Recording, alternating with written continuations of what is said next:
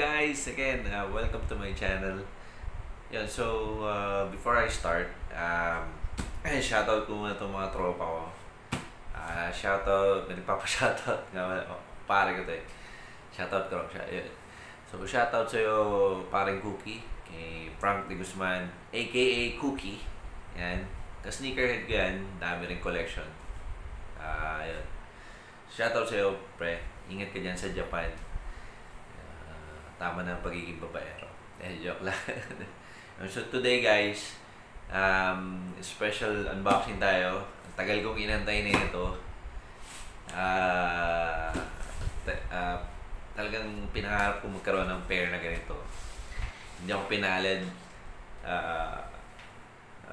makakuha dito sa UAE. Guys, so open na natin yung box. Mainit-init pa to guys, kararating lang. So ito yung receipt. So, unboxing na tayo.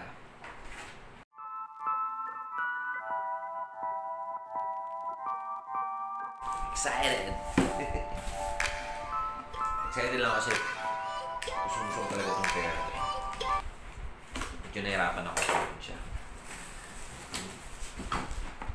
So, may ano pa. Baliktad.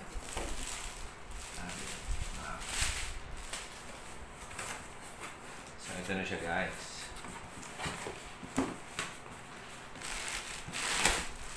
Oh nice. I'm excited though.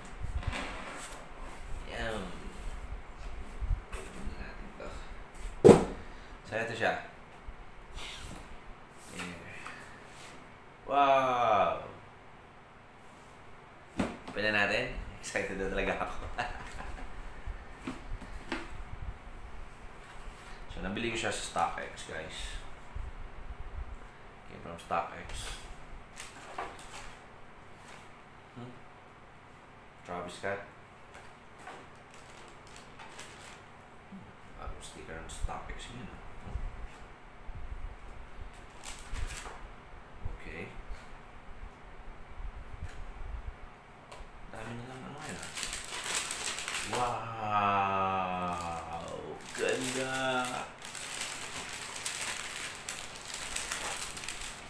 What a prank! Ganda niya. This is it guys.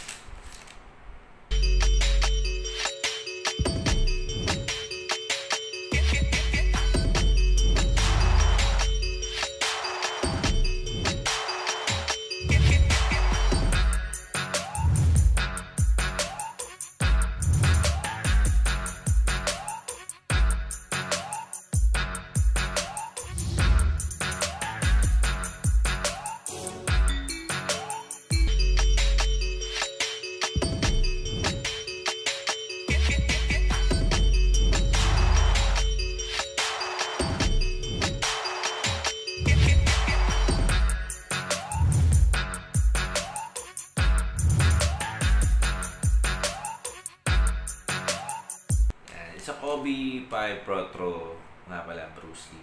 Yan. So, ilabas na natin guys. Wow! Bango! Alright.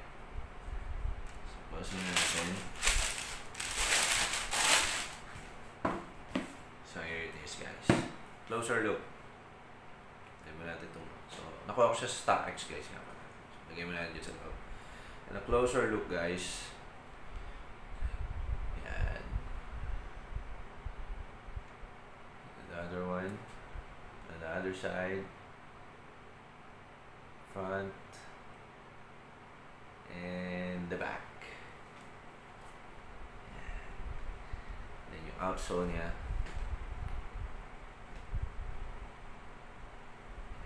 So, ang ganda guys. Grabe. Bao. Grabe ang ganda. Perfect. Ayun o guys, ang tagal kong inantay itong sapatos na to. As in, nung nag-release dito, nag-shock release dito sa UAE, daw nagkaroon ng pagkakataon makakuha. Then, sa mga resellers, wala rin akong nakuha. Though, meron, pero sobrang mahal. Pero, ngayon, so, kinuha ko na lang siya sa StockX. Yan, StockX, guys. So, history na itong sapatos na ito, guys. Actually, ngayon na lang uli sila nakagawa ng ganitong pair after 10 years. Yeah, 2010, I'm not mistaken. Yeah, 2010 nung nag-release sila ng Bruce Lee na ganito. Medyo iba nga lang dun sa yung sa first Bruce Lee na game. Medyo, I think, mataas ang tang niya ang konti. Yun. So, 2010, then ngayon na lang uli siya na nakagawa. So, noong 2010 kasi hindi rin ako nakakuha. And hindi pa ako masyadong sa Kobe pair that time. So, sa lahat ng colorway guys, ng Kobe 5 Protro. Kobe 5 Protro.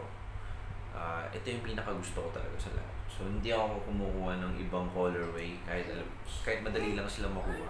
Hindi ako kumuha kasi nga ito yung pinakihintay ko talaga na colorway. I don't know. Gusto ko lang talaga siya. Never pa ako nagkaroon ng color yellow na ganito. That's all. Oh, say hi. Good morning. Morning. Gising niya lang. Yun, so, yun lang guys. Sobrang napawawa ko sa sapatos ito.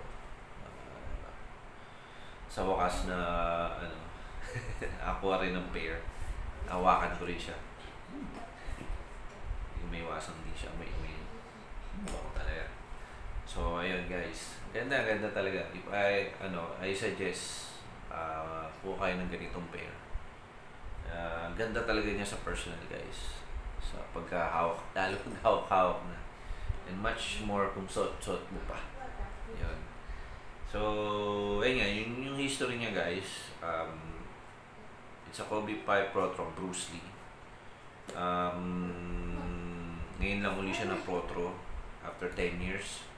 So, hopefully, marami pang ganitong Bruce Lee. So, ayun lang. Shinare ko lang yung nakuha ko sa stock sa Kobe 5. So hopefully you can get yours guys. Ang ganda. And ayun lang guys. Grabe na. Saya ko ngayong araw na to. It's for you Kobe. Joke lang. So ayun lang guys. Thank you for watching my video guys. Hope to see you to my next video. Thank you for watching guys and always keep safe. Bye-bye. Want to say goodbye? Goodbye. Alright. See you. See you.